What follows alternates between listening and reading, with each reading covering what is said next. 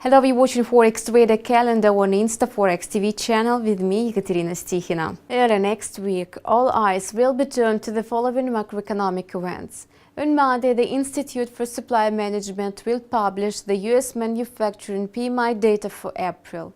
Economists suppose that in April the indicator declined by 0.3 points to 51.5 points compared to the previous month. In March, the U.S. manufacturing PMI rose to 51.8 points from the level of 49.5 points logged in February. It was the first increase in the indicator in the last 6 months. Besides, the data turned out to be above the forecast of 50.8 points. At the same time, new orders and production climbed, whereas the employment index showed a decrease. The price index also advanced, reflecting the first increase in commodity prices since October 2014. On Tuesday, the Reserve Bank of Australia will announce its May decision on the key interest rate.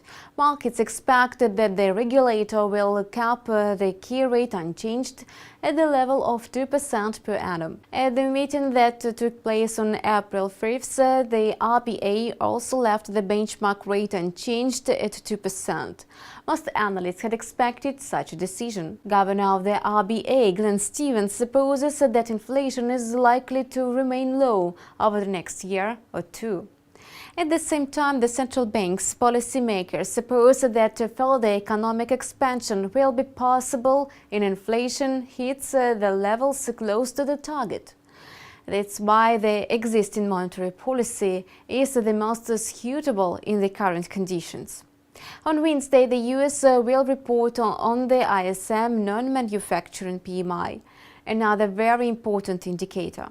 According to the forecast, the indicator will be unchanged at the level of 54.5 points in April. In March, the pace of the indicator's growth was the fastest since last December. The report prepared by the Institute for Supply Management reads that the non-manufacturing PMI climbed to 54.5 points in March from 53.4 points in the previous month. Economists had anticipated a smaller growth to 54.1 points. Both new orders and employment indicator showed an increase.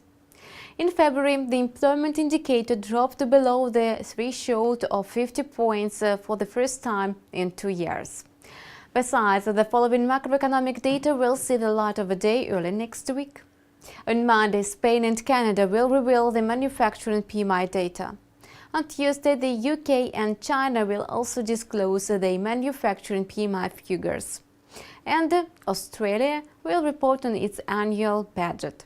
On Wednesday, the US will publish the ADP non-farm employment data, and New Zealand will unveil the unemployment and employment figures. It was a Forex Trader Calendar on ИнстаФорекс TV channel with me, Екатерина Стихина. Stay tuned with us.